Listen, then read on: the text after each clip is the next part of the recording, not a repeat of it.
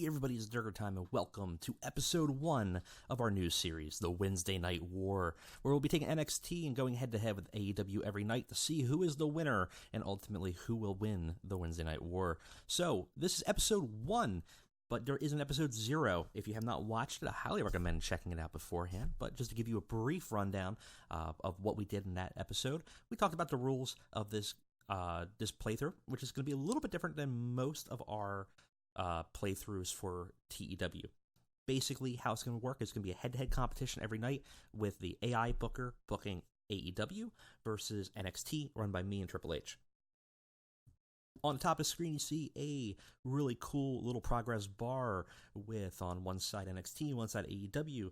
This heat bar will move up and down based on a couple metrics of who won that night. How will we decide who won the Wednesday night battle for that evening, for that episode? Well, it's pretty simple.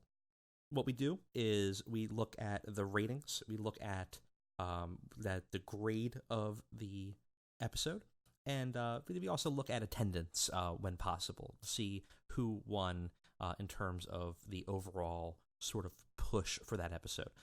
So if it was rated higher, if it got higher viewer attendance or viewers, and if we had a higher attendance, we won that episode. And we move that little bar just a little bit further along. It'll move back and forth based on wins. If it ever reaches one side or the other, that show has officially won the war, and the entire series is basically over. In addition to that, we have a very quick draft that we did, so you can go ahead and watch that on episode 0 and see the draft that we did. We got 5 former alumni into the fold for NXT. We're also in an alliance now, so we kind of made it so that we broke away a little bit, and we're running it as a alliance of WWE, sort of almost given more autonomy, a bit of more of a splinter group that allows us to do alliance loans and talent trades with NXT UK, WWE, and Evolve. So we have a little bit of options to be able to bring former people in if we needed to. Finally, at the end of every episode, what we're going to do is we're going to be spinning what's called the Meddling McMahon wheel. First, we spin the Meddler, which is a wheel that determines whether Vince McMahon meddles with us or not, and if it lands on him deciding to meddle with our show and trying to get more involved in the booking process. Then we go to the Meddling wheel, which has a bunch of recommendations and suggestions from the comments of episode 0.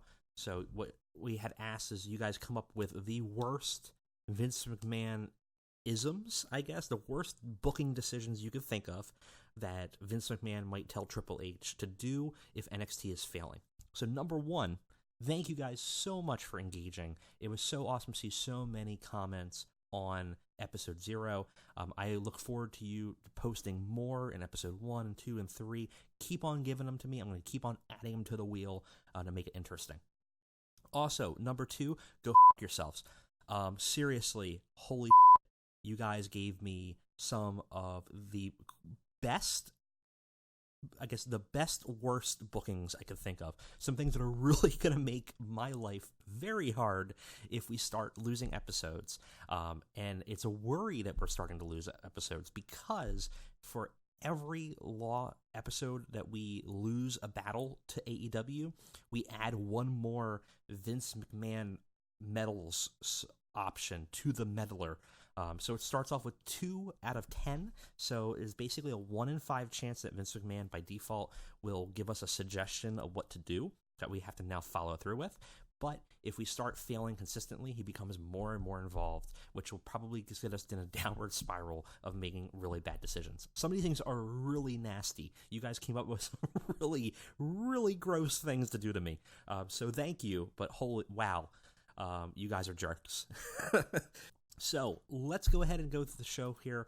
Before anything, I want to do a couple things. Now, we moved our company up to cult size to indicate the fact that we're on USA, but if we are doing our venues, we will find that, and I did a quick test here. Where are venues? Companies, dojos, alliances, broadcasters. Is there not a venue option? Interesting. I thought there would be one to be able to see it here, but basically, NXT is run out of Full Sail University. Full Sail in this game only has a capacity of about 300 people. At a cult size, ranking 4th where we start, we're going to be looking about 4,000 people. So what we're going to do is we're going to spend a little bit of our $10 million capital to reinvest into Full Sail University. And we're going to make a larger Full Sail University NXT arena. So it's going to be a smaller one. We're going to do 5,500 with lots of English speakers, probably a little few Spanish because it's Florida. Seems about right. That's probably fine. So $154,000 is nothing to us, but we're going to invest that money so we have a nice big attendance area for our new revamped show. I think that's fine. So boom, done. We might look at, in the future, creating a development territory for NXT, because here's one of the problems. Problem number one is, if you look at this roster, okay, our main eventers are Adam Cole, makes sense. Johnny Gargano, makes sense. Roderick Strong. Some of our first picks here, Dash and Dawson, are considered main eventers. Velveteen Dream, Xavier Woods, who we got, Bray Wyatt, and Zack Ryder. Also, by the way, we got Bray Wyatt. So some of these make sense, but if you look at it, this is a very weak main event field. And this is sort of the problem that NXT has is in real life right now, I feel like they're probably got the weakest in terms of talent and popularity since probably 2016 when like everybody left. If we look at our upper mid-card, Jackson Riker, yeah, Damian Priest, Tyler Breeze is considered upper mid-carder NXT. So that's going to be a problem when we're going against a company that has Kenny Omega, Young Bucks, Pentagon Jr., a lot bigger names, John Moxley, is going to be an issue. And you know that with the way the AI books, they're going to put very few people in very long matches, and we're not going to book that way. So that's going to be a little bit harder for us to deal with. So some of these people we might want to move to a developmental brand or something like that. Wow, we have a lot of road agents. That's completely unnecessary. And we have a bunch of people that are injured right now, too. Tina Sabatelli, Ciampa, Fandango. Sasha Banks is out on leave. Tegan Nox is injured. So, little bits of problems there, right? That could become difficult for us. All right, we'll put Triple H in here real quick. So, episode 1, I'm going to do some talent trades. I'm going to get some people in that I want. But for the most part, we're just going to run with what the roster is. I don't expect to win this episode. I think the momentum's heavily on AEW's side. But we need to see a baseline of what does NXT look like for us. And then we can look at maybe doing some hiring aggressively out there and seeing if we can do some dastardly things to steal some people. Now, we also have to remember that AEW is actually in a war with us. So we are not just in a working agreement or anything like that. We are at war. So that we can do some dirty tricks if we need to. Some really nasty stuff. But that they're going to be doing the same. They're going to be trying to scout talent away from us. And they're going to be trying to take up people. So we have to kind of worry about that. We also have to build some storylines, which will be running ones basically similar to what NXT's currently starting at. I want to kind of have a baseline of, where we're going with. So big storylines NXT right now, obviously, is Undisputed Era trying to become the sole champions in NXT. You have, the Io Shirai, Shayna Baszler story. That's kind of about it. I mean, there's little ones here and there. there's not a lot going on in terms of story development, or as much. So we're going to keep those two threads going, and we're going to add some threads of our own. Let's go ahead and get to NXT Live, and we can start to book our first episode.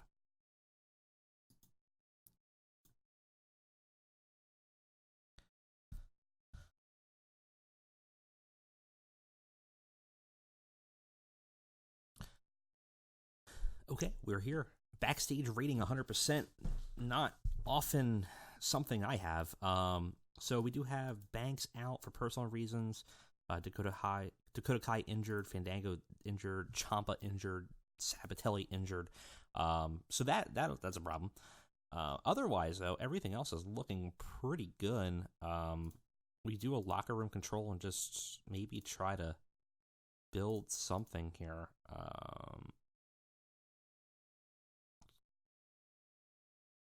Sure.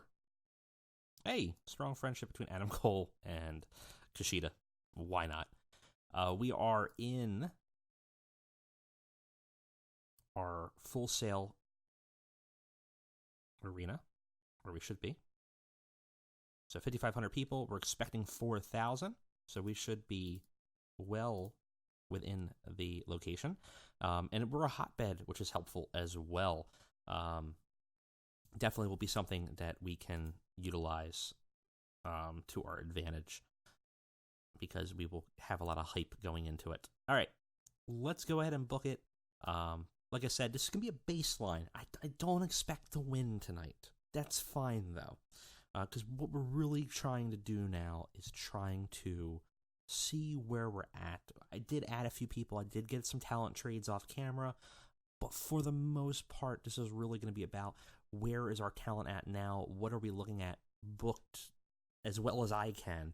What does it look like versus AEW? All right, let's go ahead and do it. All right, guys, we are back. We got 122 minutes in the bag. Let's go ahead with 12 segments, see what NXT Live Episode 1 looks like. We start off with Triple H coming out and doing the whole we are NXT kind of thing, right? So the typical Triple H NXT thing, getting the crowd hyped, does well. He gets his average rating, gets to show off the strong start and gets the crowd hotter. We're at a B plus 84. It sounds pretty good to me. Ooh, ow, this is worse. We start to show off with a Velveteen Dream defending the North American Championship against Roderick Strong. It's a pretty poor match. Roderick Strong defeats Velveteen Dream in 20 minutes by submission with a stronghold after interference from Adam Cole, and he wins the North American title. Nigel and Morrow had good chemistry. Match is poorly placed. It was a work to crowd. I didn't think Triple H was going to get them that hot. Velveteen showing his ring performance problems here with 39, but Roderick Strong with a decent, I'm not going to say a strong 52, but not bad. Still, though, again, this is our issue. These are our main eventers, technically, and we're at a D. Definitely not going to be putting them in that position for much longer, especially fighting against AEW. We need some stronger names up at the front. Speaking of stronger names, we have Finn Balor coming out and doing a promo, thanking everyone for a warm welcome, and he says he's back because it's the hottest place to be, and challenges Adam Cole, not necessarily for his championship, but just for a match tonight. Got the crowd hotter. Finn's not suited for his gimmick. That's interesting. But gets a C71. That's kind of closer to where we're looking to be at here. Could be worse. We have Io Shirai versus Mia Yim versus Candice LeRae in a triple threat match to determine the number one contender for NXT Women's Championship. It's subpar. Had little heat. Io Shirai defeats Mia Yim and Candice LeRae in 10 minutes when Io Shirai defeats Mia Yim with a submission from a cloverleaf. And she carried the match in ring performance. Certainly did. 54 versus 26 and 34. And we started the Who Will Stop Shayna storyline. A lot of improvements all around, though, so that's good.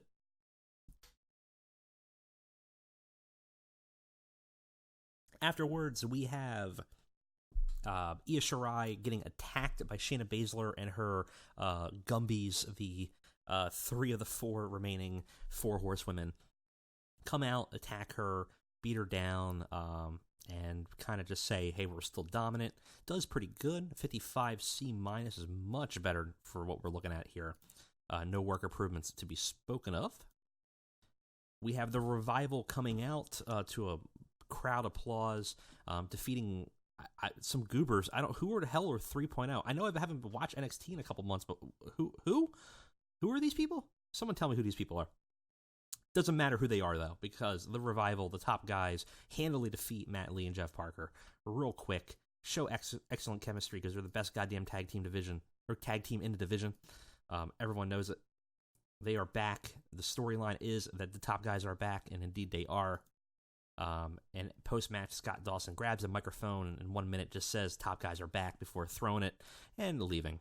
It gets a little bit worse rating, but we kind of have to throw that in there.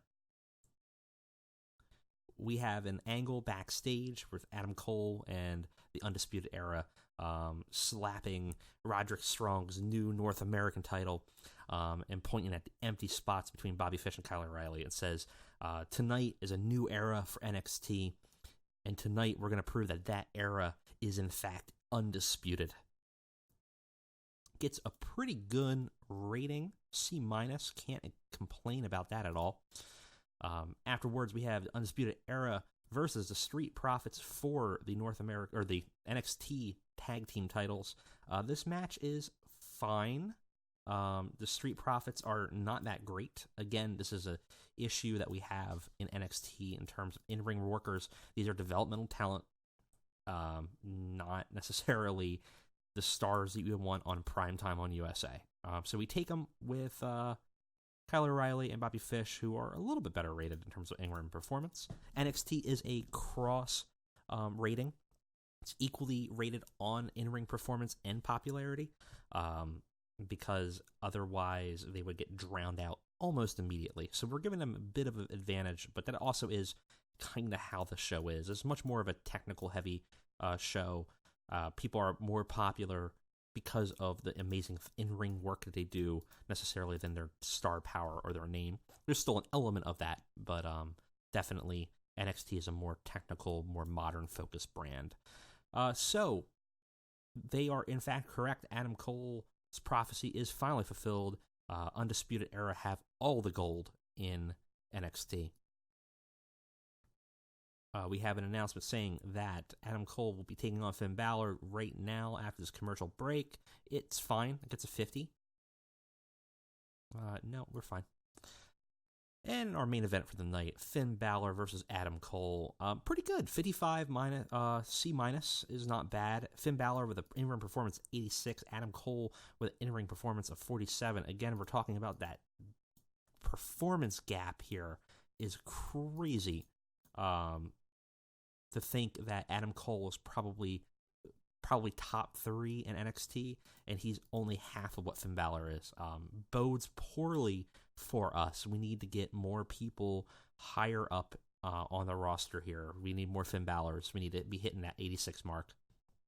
Good wrestling, decent reaction from the crowd. Finn Balor drew with Adam Cole in 28 minutes when the match descended in chaos after a distraction for Finn Balor because the lights dimmed. And then when they came back on, Bray Wyatt and The Fiend himself arrives in NXT to stare down Finn Balor and then attack him, disqualifying the match, causing it to be a draw. Match goes into chaos, and before anything can happen, the lights dim, and when they come back on, The Fiend is gone, leaving Finn alone and confused in the middle of the ring. Demon's Return storyline has advanced and gained heat. We end the show with a B-, 74-. Great ending. And leaves us with a rating of 54 or a C-. We don't have enough storylines going on, unfortunately. Increased our popularity of 5 regions, but lost in 3. We do need a couple more stories, which we'll do probably in the second episode. But overall, I think actually it's not that bad of a showing.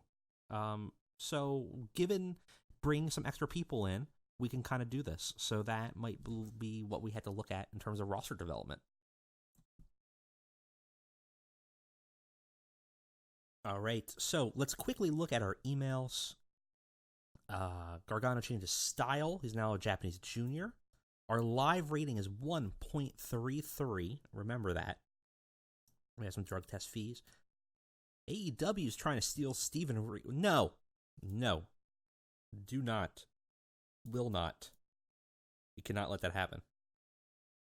But first. All right. So let's look here. What do we got? NXT Live, 54 C- with 4,700 in attendance and a 1.33 viewership shown on USA Network and Fox 8 internationally. What did the premiere episode of Wednesday Night Dynamite do? Let's see. So, what happened on there? Luchasaurus and Jungle Boy defeat Private Party. Sammy Guevara beats Brandon Cutler. Penelope Ford went into double countout. There's not a lot of angles for them, which is interesting. Brawl involving Cody Jericho and Jon Moxley. Pac defeats Trent Beretta. And Young Bucks defeat Phoenix and Spears. Wow, that's a weird combo. Ultimately, though, so they have a show rating of 65. We had a rating of 54. So little bit goes to them there. They definitely had a better show rating, so we'll reflect that on there. But our attendance and our broadcasting was a little bit better. So they don't go super far, but I would say overall, and the show rating is really where most of the contest is, I would say that they definitely won that battle. For the most part, we're going, just so you know, I'm going mostly by show rating. It's heavily weighted. Then by broadcasting, finally attendance is kind of a tiebreaker.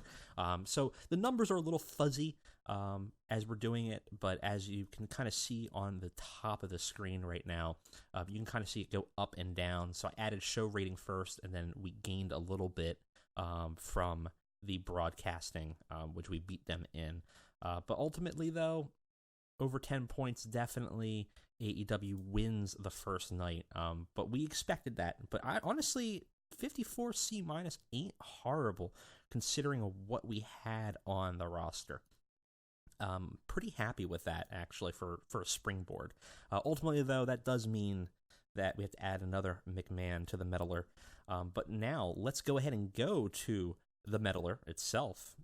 So this little wheel here first determines whether Vince McMahon will actually be meddling with us. So if you look on the screen, you have a bunch of no meddlings and 2 McMahon meddlers. We will be adding a third next episode. But for now, we were hopefully going to avoid Vince McMahon showing up.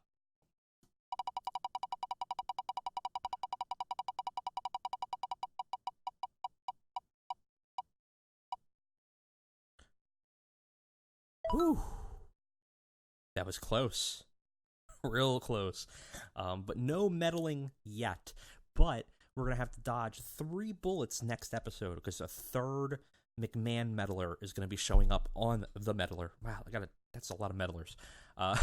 So it's going to be very hard to avoid that one.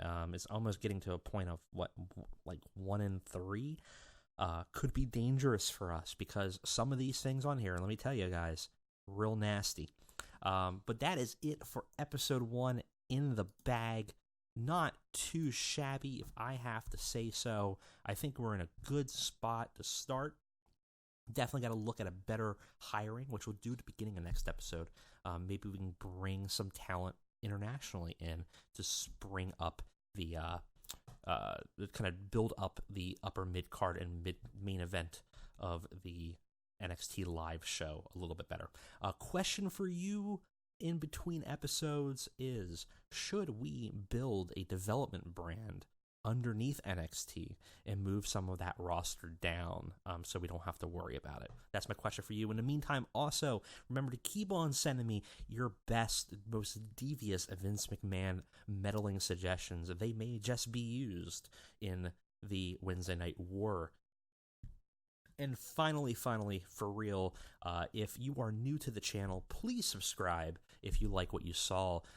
Lets me know what you guys are interested in or not. At the very least, if you don't want to subscribe, just throw a like. Just let me know. Give me some feedback of how you like the show. It does do a lot to give me ideas of what direction the channel can be when we're doing fantasy booking on TEW. If you are new to the channel, check out, at the end here, you have some suggestions, but I highly recommend checking out my long-running TEW series for Billy Corgan's NWA, where he plays Billy Corgan a couple years ago. It's on season 2 right now, about 10 episodes in or so, and what you can find on there is some kind of early bookings, but basically with the idea of what we do is we take Billy Corgan's NWA, conceive it as a singular show, and see if we can kind of build it from a very, very low regional standing to something more. Heavy struggle, you'll see the game be very mean to me, so if you want to see the absolute brutality that TEW can be, definitely watch that show. Thank you guys for joining me today. I'll see you next time.